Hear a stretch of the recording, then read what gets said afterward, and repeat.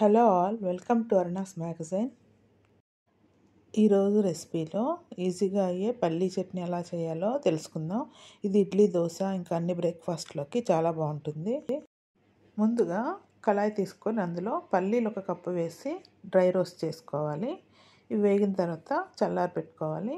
ఇప్పుడు సేమ్ కళాయిలో 1 table spoon oil వేసుకొని అందులో మినపప్పు, ఆవాలు, జీలకర్ర కలిపిన మిశ్రమం 1 టీ స్పూన్ వేసుకొని అలాగే ధనియాలు కూడా 1 టీ స్పూన్ వేసుకోవాలి, జీలకర్ర 1 టీ స్పూన్ వేసుకోవాలి.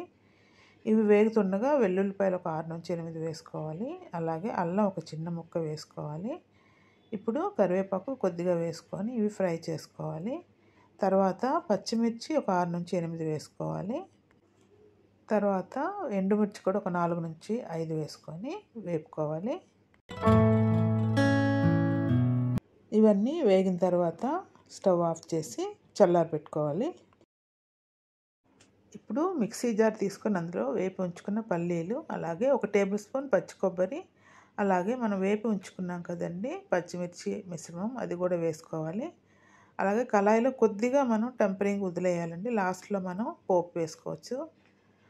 అలాగే చింతపండు 1 టీ స్పూన్ వేసుకొని ఉప్పు ఒక 1/2 టీ స్పూన్ వేసుకోవాలి.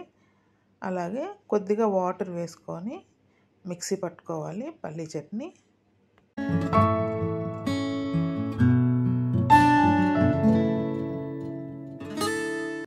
ఇప్పుడు మెత్తగా చేసుకున్న పల్లీ చట్నీ రెడీ అయింది కదండి. అందులో మనం ముందుగా కొద్దిగా ఉంచుకున్న పోపు ఉంది కదండి, అది కొద్దిగా పైన వేసుకోవాలి. ఇలా కొద్దిగా ఉంచుకుంటే మనం విడిగా టెంపరింగ్ ఇవ్వనవసరం లేదు. ఇప్పుడు టేస్టీ సింపుల్గా అయిపోయే పల్లీ చట్నీ రెడీ అయిపోయింది కదండి. Thank you for watching. Please do like, share and subscribe my channel.